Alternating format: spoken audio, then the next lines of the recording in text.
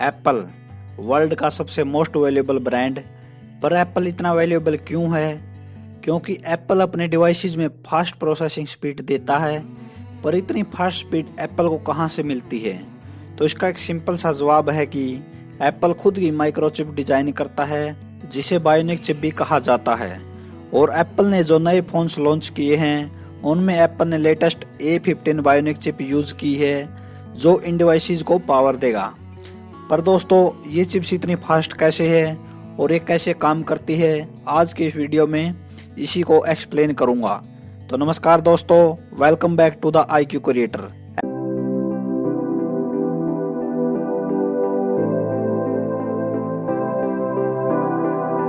Apple ने जो chip use की है उसके लिए एप्पल ने दावा किया है कि ये सबसे फास्ट है।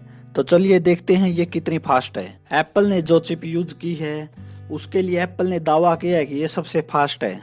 तो चलिए देखते हैं कि ये कितनी फास्ट है।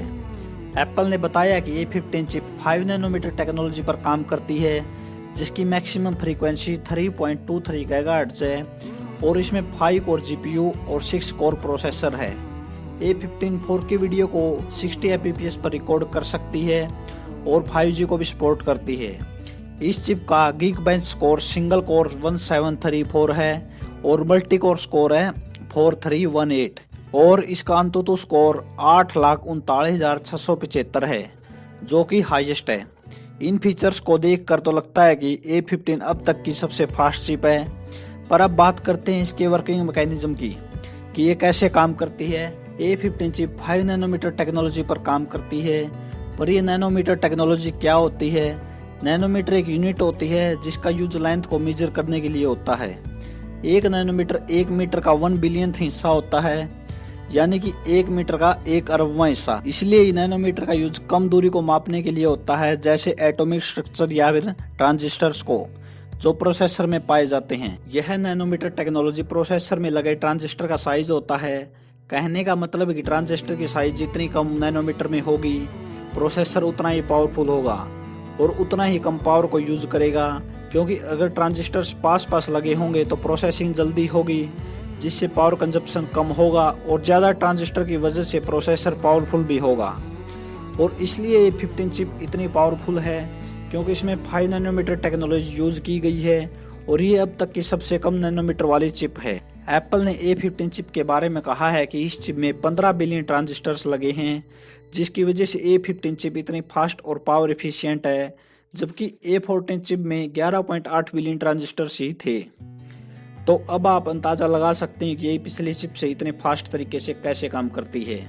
और ज़्यादा ट्रांजिस्टर्स के साथ साथ इस चिप में 6 कोर CPU भी है। अब सवाल ये आता है कि ये कोर CPU क्या होता है, तो इसको भी समझ लेते हैं।